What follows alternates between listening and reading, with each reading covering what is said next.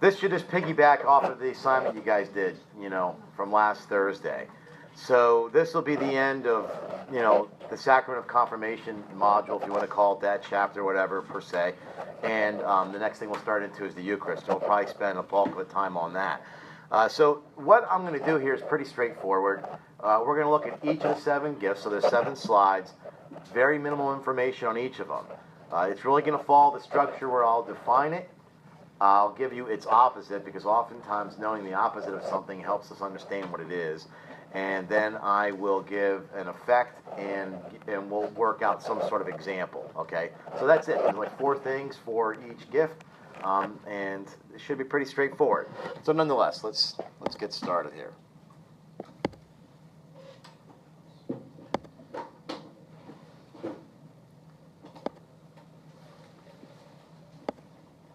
I'll put up the 4 things that I'll talk about each of them, so you get it. It'll be the same exact structure for each of the gifts. All right. The first one's a definition. So we're going to start out by saying wisdom is the contemplation of the things of God. All right. What that really means is these are the highest truths. These are the most sublime, transcendental things in our lives. If you can understand the difference between the pursuit of love and the pursuit of having a bigger house, then you can understand where this falls in line with that. Right? So we're able to look at these highest divine truths and we pursue them. So you start out, well, let me just say it this way. The opposite of wisdom then is foolishness. Because a person who is so concerned with the things that, are not going to be lasting, the things that are not transcendent of his own life, we consider that person a fool. Ironically, the beginning of wisdom starts out by recognizing that you're foolish, but that's another story, all right? So wisdom is the contemplation of the things of God, like it's a penetration of divine truths, and the opposite of wisdom is foolishness, all right? So what it does then, in effect, is like what it does with us, is it truly, it helps us love the world properly, right? We're in the world. We can't not be in the world. But we struggle, and everybody will struggle with how is it that you manage these pursuits for comfort against the pursuits of the things that are going to be everlasting. You can't take anything with you, right? We all know that. A wise person doesn't just know it, he puts it into action. It's strange, if you've had people that you have lost in your life, or people that have passed away. I know when my mother passed away, 88 years worth of whatever winds up in boxes. You sort through it. You get rid of what you don't. Everybody takes a token, and then the rest goes to Goodwill. And that kind of puts it in perspective for you. It's like we spent our whole lives going after these things, and then in the end we realized they really weren't worth what we thought they were. Wisdom is just knowing that ahead of time so that you don't pursue all those things. So anyway, so the opposite of that. So a person, by contrast, who pursues these things and wants the bigger house, the nicer car, the better promotion, you name it, go down the road, that's success in terms of the world's eyes, but in terms of Christ, it's foolishness, because you sought the world rather than him, all right? So, as far as an example, it's really anything you can come up with where a person loves the world properly. I mean, if you could just think of somebody who understands that we need to eat, that we need to, have some sort of, ability to protect ourselves from the elements, and we have to have a job to provide income, we have to have a car to get the job. Just a person that's going to keep all that things in perspective. And you might know somebody, if it's somebody in your family, God bless you, if you know somebody who's able to keep all these things in perspective, then, you're a lucky person. It makes it easy in the end. Nonetheless. So wisdom is the contemplation of things of God. The opposite of that would be foolishness. In effect, is it allows us to at least love the world properly. And any instance where somebody might be able to put that into practice, right, would be a fine example. All right. Any questions? Because that's all we're going to do for each of these 7 gifts. Some of these are very connected, but that doesn't mean that they are the same. So especially wisdom, understanding, and knowledge, people often get these 2 confused, okay? So first off, let's talk about the definition. understanding is the penetration of revealed truths. It's the penetration of revealed truths. So when we learn things that God is Trinity, that God is a communion of persons, that there's a communication of love between the Father, the Son, and the Holy Spirit, the closer we can get to penetrating that, the deeper we have an understanding.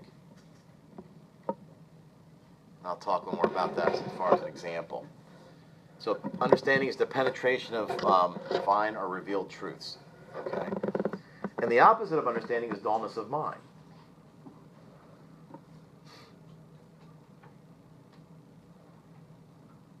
And I've known people who have left the church because they just can't wrap their head around something as the Trinity.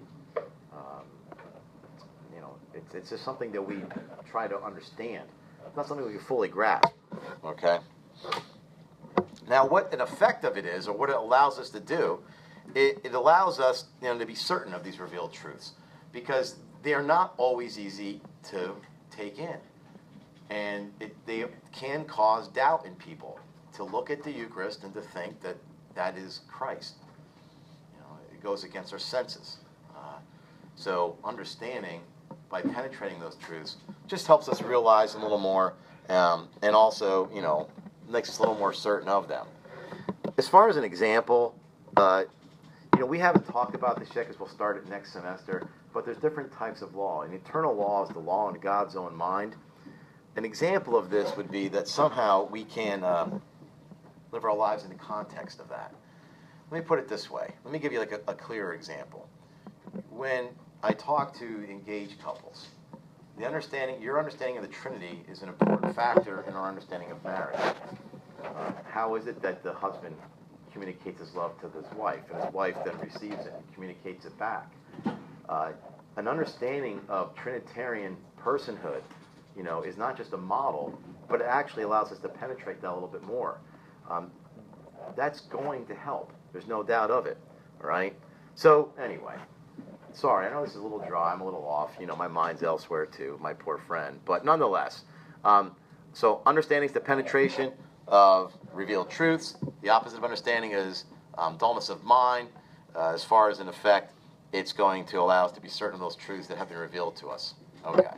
I'm not so worried about examples. I'm not going to ask you for examples on your quiz or your exam. But you'll need to know the opposites and such like that.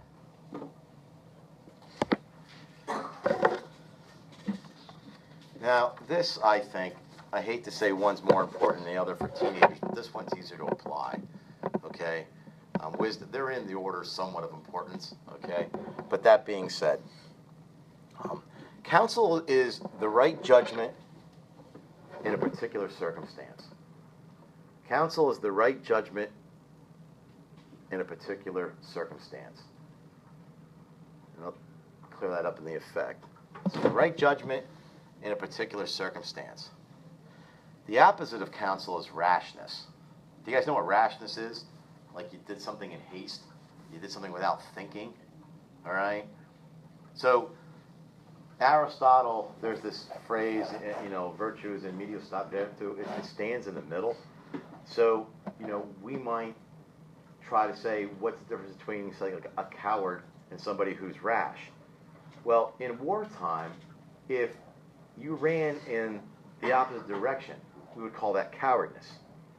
But we wouldn't call it brave if with a pistol you ran out against a fleet of tanks. We wouldn't say, look at the bravery of that person. We would say that's absolutely rash. Counsel would help you judge, where is the in-between here? Where is my right action? Okay?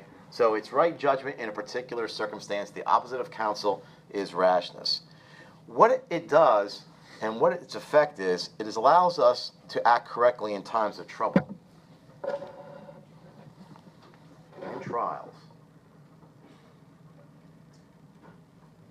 It allows us to act correctly in times of trouble and trials.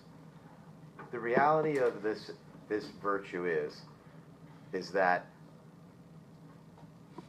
almost all of your heartaches are going to come from not doing the right thing at the right time.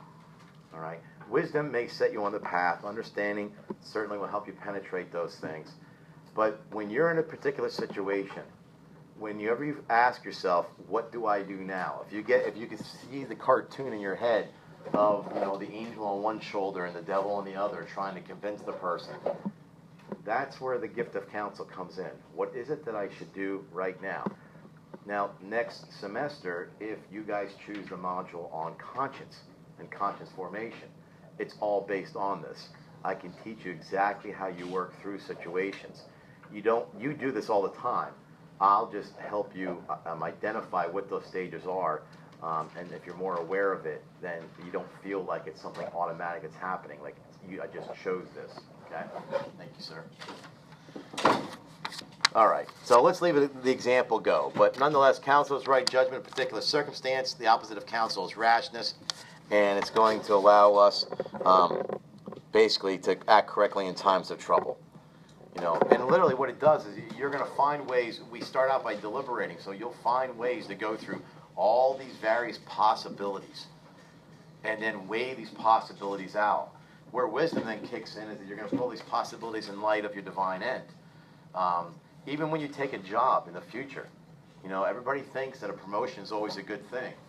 I have friends that have taken it without thinking twice, and I have friends, just talking to one the other day, and he said he's turning a couple down because either how it's going to affect his family life or how it's going to affect his pleasure at where he works. It's not important enough to him that he gets a different title, right? So he's able to weigh all these things, and he knows in the end, it really doesn't matter. The last thing anybody cares, about us when we're gone is, hey, they were this CEO, they were this vice president. Those may not be things that you care to have said about you, right? So counsel is what comes into play there. Okay, knowledge.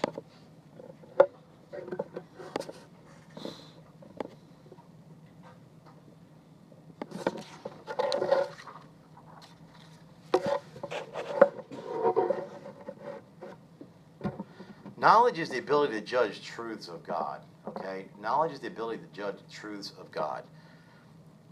And I'll talk more about that in effects. So knowledge is the ability to judge the truths of God.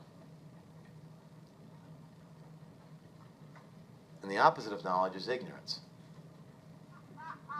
Excuse me. Okay, so an effect of this would be that it allows us to understand the temptations we're experiencing.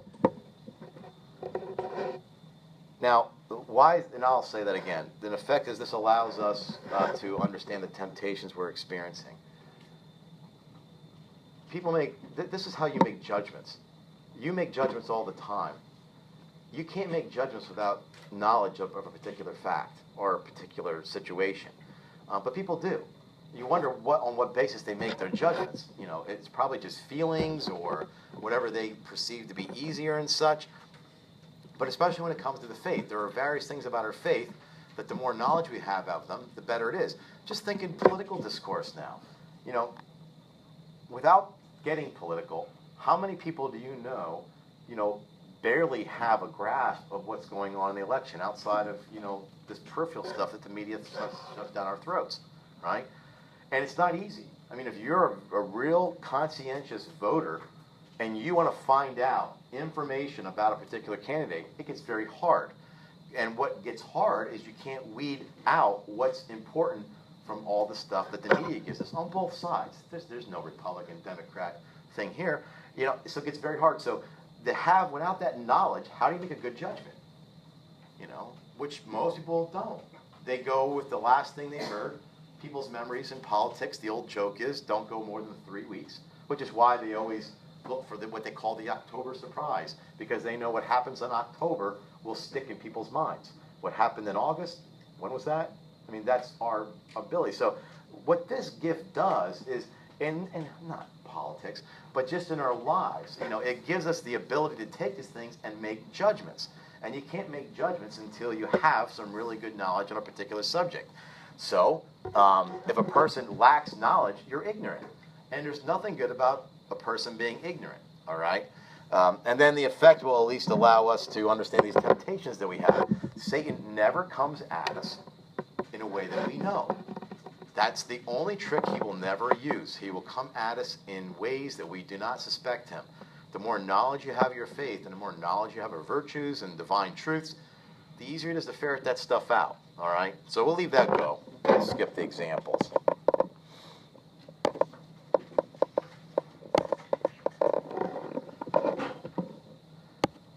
Piety.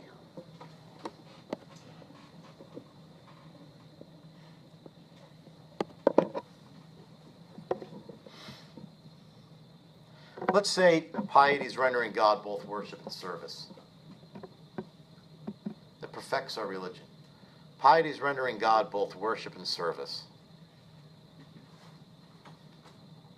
And the opposite of this is stubbornness, a spiritual stubbornness. It's a hard heart. I mean, just like we can really sear our own consciences to where we don't let things bother us, right? I mean, somebody in a marriage might be dismissing their spouse emotionally to the point where they don't even recognize they're doing it anymore.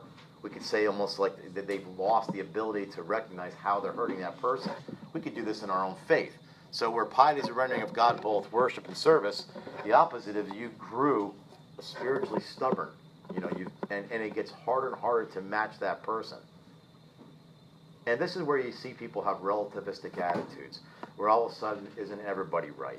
I mean, you almost lack the ability to make good judgments, all right? That would have been a really good example, by the way, for piety. For somebody who says, I'm spiritual but not religious, that person has lost the ability to make clear judgments, all right? As far as an effect of piety, there's no way that if you develop a sensitivity towards Christ and his revelation that you would not be worshiping on Sundays. There's just no way. I mean, I'll give you my take. There's no official Catholic take on this. I mean, obviously, you know the Church's position on Mass and tenets of liturgy. But this stuff creeps in, right? We tend to do things that are easier, and it's always easier to stay home. Over time, we want to convince ourselves that that's not a bad thing, because nobody wants to sit there in their own little inner turmoil and think that every Sunday I'm doing something I shouldn't. So we tend to convince ourselves there's no problem with this. We've already lacked the ability to make clear judgments. We've got a little bit of heart of a heart, and all of a sudden we no longer see rendering both God and service as something that's necessary, worship and service. So it happens little over little, and we wind up almost convincing ourselves that we're doing this good. It's the same way we do to personal relationships, which is what I always try to bring it back to this, right?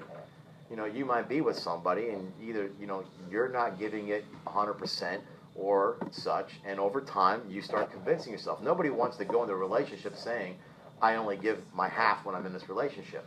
So what do? You wind up convincing yourself that the relationship you're in is fine just the way it is, and this is okay. I mean, we have to find ways to reconcile ourselves with this stuff because it gets tough to live in turmoil, right? So that would be like a stubbornness in a relationship. All that piety, the lack of piety is a stubbornness in the relationship with God, all right? So we'll leave it at that. Well, okay, the effect would be, you know, let's say a desire to do what's pleasing to God. The desire to do what's pleasing to God. I'm sorry, I thought I repeated that. I guess I didn't. And again, think in terms of a relationship. When you're in a married relationship, you have a desire to do what's pleasing to the other person. To not do it is a stubbornness. It's no different in the same relationship with God. All right, 3 more. I did have full intentions of spending more time on each of these. And I have little videos and such, but we're not going to have the ability to do that. Okay, fortitude.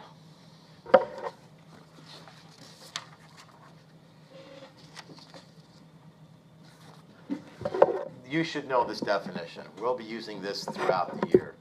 To overcome fear and to remain steady in the face of obstacles.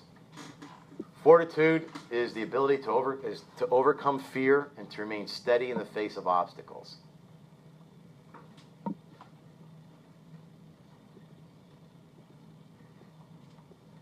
Does anybody want to guess what the opposite of fortitude or strength is? This is the one that's not obvious. Laziness?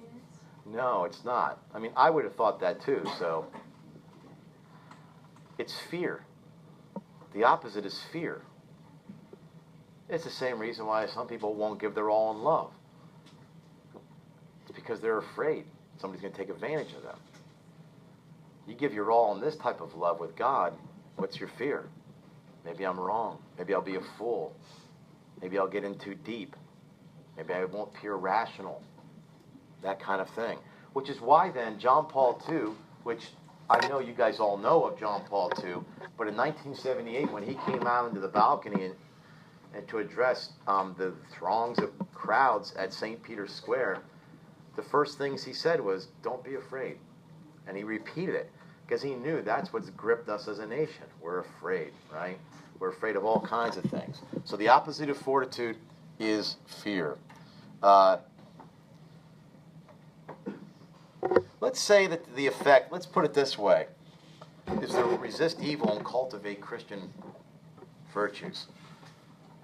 The effect is this allows us to resist evil and cultivate Christian virtues.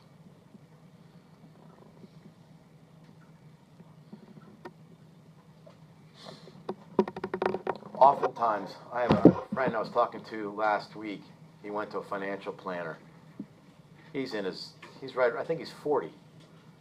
The financial planner said when he turns 65, if he wishes to retire and live a lifestyle where he can go on vacations and, without what a lot of people, don't experience, but some people do on a regular basis, he'd have to accumulate almost $4 million into some sort of account. Wow. You can imagine he started laughing, right? But why do people think that? It's fear. Can you live with a lot less? You can live with very much less, right? You have family. You don't have to go on big vacations. We don't have to go out to eat. I mean, if we really were able to put things in right order in our lives, using counsel, understanding piety with good knowledge, we'd probably work a lot less and love a lot more. And there's nobody that comes to the end of their life wishing they worked more. They wish they loved more. See, that's where wisdom kicks in. So the opposite of fortitude is fear. As far as an effect, let's say it this way. Oh, we already did, right? Yeah. Resist evil and cultivate Christian virtues. Okay, very good. So let's leave it at that.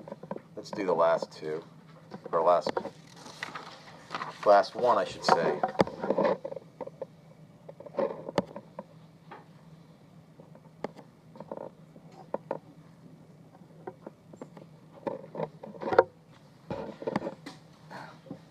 Now, some people have reworded fear of the Lord as reverence or holy fear. I like leaving it as fear of the Lord. I'd rather just explain what fear means here. When we talk about fear of the Lord, we're talking about the desire to not offend God. I have that desire with my wife. I don't want to offend her. I don't want her to see her virtue ever compromised. There's no way that puts me as cowering before her, right? So when we say you should have fear of God, we have this idea that somehow we should cower before him.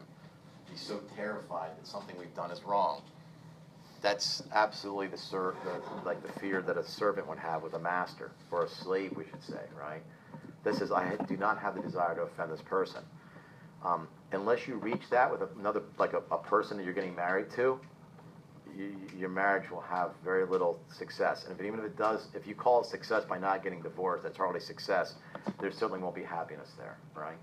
There certainly won't be happiness there. When you reach the point that I choose this person over everything else, which, by the way, again, in relationships, I always like bringing it back to that. People who are on the wrong side of adultery always are upset that they were not the ones that were chosen.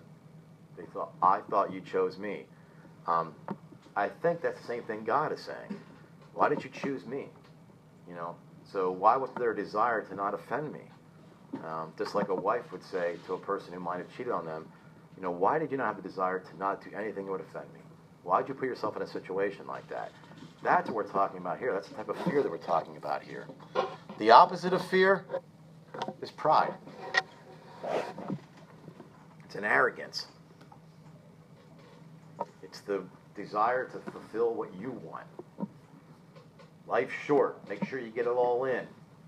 Those aren't slogans that are going to help you live a good Christian life. Why not say life's short? Make sure you're doing all the things you need to do. Right? That type of thing. So an effect of this, it gives us hope and allows wisdom to take hold in our lives, right? It gives us hope and allows wisdom to take hold in our lives. This is really a necessity for all the other gifts. Just because they're put in some sort of hierarchical order doesn't mean that somehow this is insignificant. Without fear of the Lord, none of the other gifts are possible. As a matter of fact, let's make sure you know that. I'll make sure I ask that on a quiz. Now, if I ask you, without which gift could none of the other ones really take hold or flourish, it's fear of the Lord. Until you've reached a point in your Christian relationship where I don't want to offend him. It's not because of fear of hell. It's not because I'm hoping to get the reward of heaven. It's because I'm in love with this person to the extent where I cannot understand, how that love can be expressed in so much that I would hurt him. And it's the same thing in your relationships. Okay.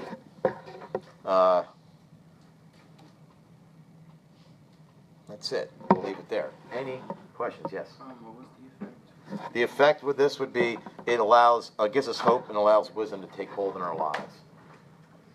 It gives us hope and allows wisdom to take hold in our lives. Anything else? Did you have something? Yeah, sure. Which one?